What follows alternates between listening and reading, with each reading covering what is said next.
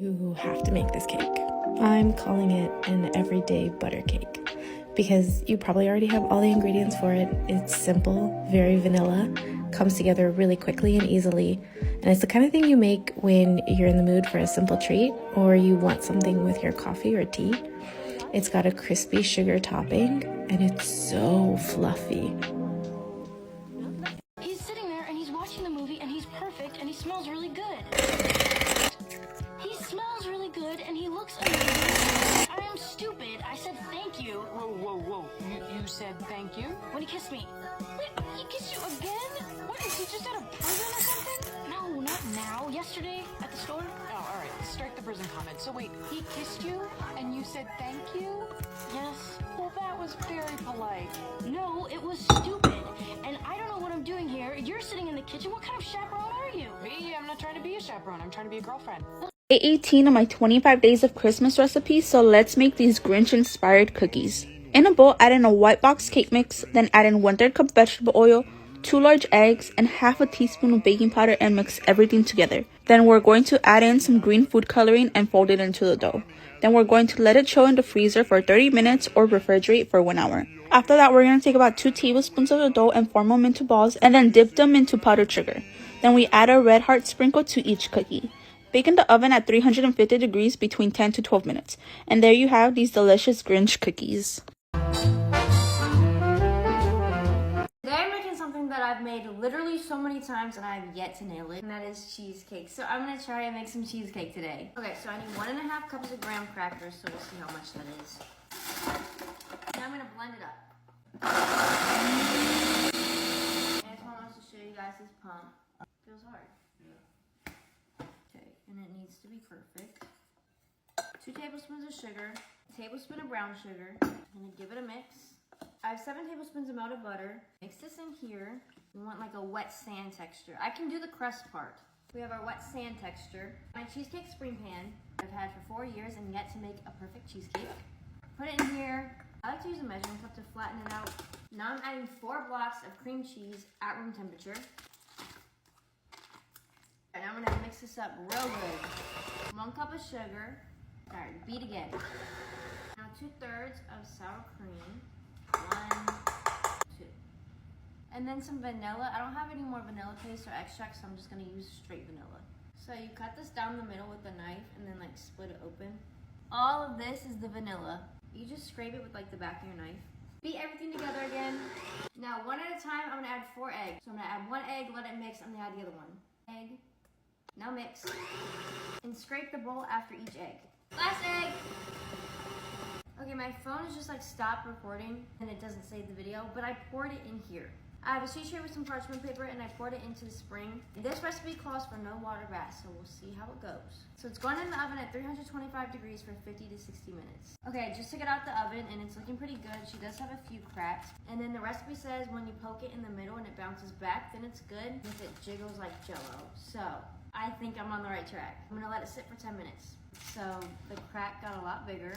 Very sad. I thought I had it this time. This is still better than what it has been. Put a knife around the edges. I'm gonna let it chill for 2 hours at room temperature, then put it in the fridge overnight. Okay, it's the next day, but I need the cake saver, and it's all the way up there, so I'm gonna need Antoine for it, and I'm gonna show you guys what we do, like, to get really high things without having to get a ladder out. Okay. Got it! Thank you. Your reward for helping is cheesecake. So it's the next day, and it's set. I haven't gotten this far before, so thank you. There is a big crack in the middle, so I did overcook it, but we're gonna take it out. Cut into it where there's not a crack. My slice of cheesecake. It's never looked this good before. Here it is. Okay. I love cheesecake. Is it good? Do you actually like it? Let me try it. Wait, it actually, it looks It's your best one yet. I know, it looks like cheesecake. Doesn't look like a big blob. I actually did it. It's good. I actually made it. I'll make cheesecake. 10 out of 10. For real? It's very cheesecake.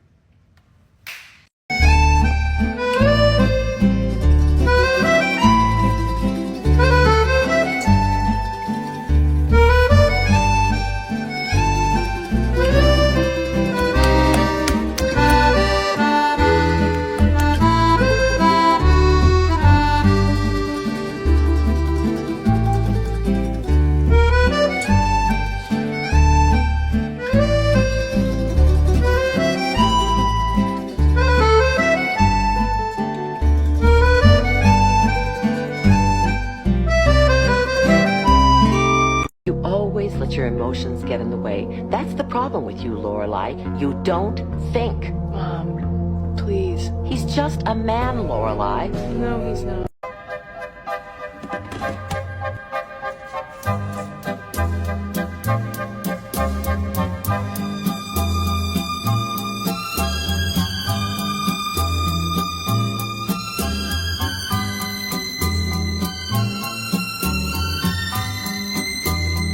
Since I've been making a sugar cookie for almost every single holiday, I decided that I wanted to do one for seasons too, so here's my winter sugar cookies. And if you've been following along with the sugar cookies for a while, you'd probably realize that every single one is the exact same recipe, it's just the sprinkles that change. But I mean, sugar cookies are classic, so you can never go wrong with them. By the way, the recipe is linked in my bio. 1 can of pumpkin pie mix. 3 eggs, plop it, some pumpkin pie creamer. I'll say that was like about ½ cup.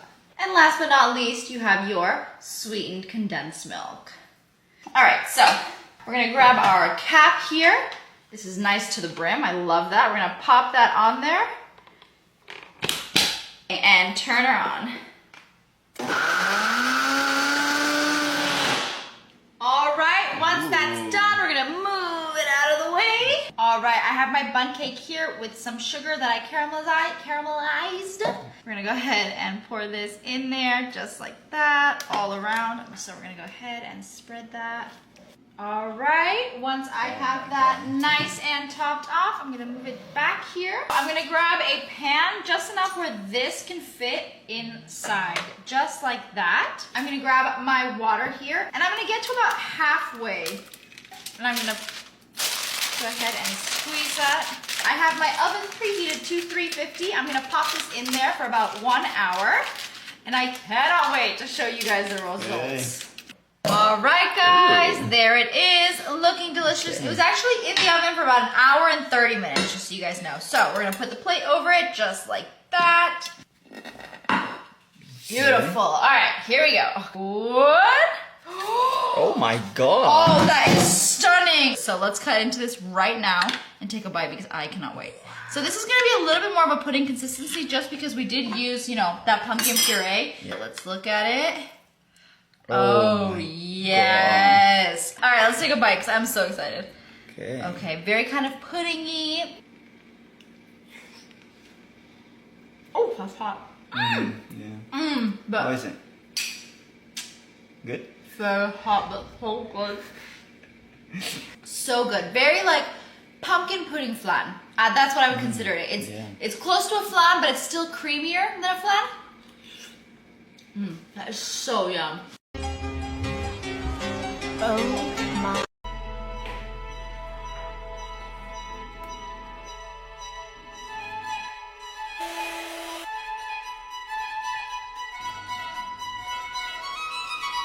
We're not doing black and white cookies anymore because the hot new thing is black and gray cookies. And by that I mean black sesame and Earl Grey cookies. Now, if you can find it and want to buy a whole jar, you can use black tahini, but I wanted to give another option in case not. I tried to make the swirl with black sesame praline, like toasting the sesame seeds, making caramel, then pouring the caramel over the sesame seeds, and then grinding that up, which was fun, but it took 30 minutes. So I tried making a black sesame paste with honey, which tasted way better and was also way easier. I love when that happens. The butter for the dough gets melted, and then you steep the black tea in the butter, and it's a 1 bowl dough, but technically it uses 2 because it's better to mix the paste in that way. And I kind of screwed up the swirl here because I let the dough rest too long, and then it ended up not marbling well. But the one at the beginning of the video was done much better, and those are what you see now. You want to use a light hand while marbling, or it'll all just run together. Pause for one of my favorite cookie aesthetic tricks.